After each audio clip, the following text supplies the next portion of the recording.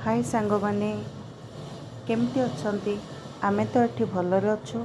आशा करुच्ची भगवान को पाखरे कि आपण माने समस्ते भलरे थिबे।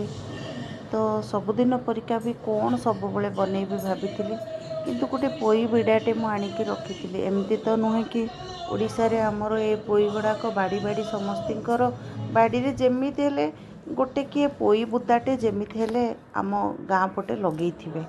किछि नहले से माने देखिबे हाँ घरे परिबा नहीं आउ पोईटा टिके बारी रु नहीं आसीबे आलू बाइगण पकई करदेबे। तो मु गोटे पोई मते बहुत पसंद तो पोई आनिकी रखी। ता देहरे मु भाबिली आज कौन पकेबी कखारु नथिला तो मु भाबिली आज गोटे अलग प्रकार बनैबा। आउ आज तो सोमवार पियाज रसुण किछि पकेइलिनी।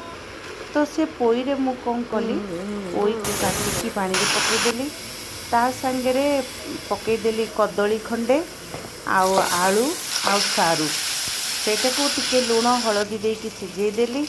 तापर कड़ई बसैकी तेल टिके जीरा पकेकी टमाटो काटिकी पकेदेली धनिया गुंड लंका गुंड आउ टिके गरम मसला पाउडर पकेदेली जोटा कि आज यूजुअल आमे सब मसला रे ए साधारण मसला गुंडटा टिके नाको मु पकाए।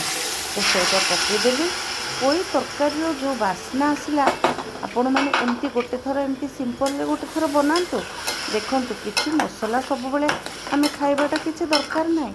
तो मो चैनल को प्लीज लाइक करंतु शेयर करंतु सब्सक्राइब करंतु। तो नेक्स्ट वीडियो रे कौन बनैबी मु कहिबी।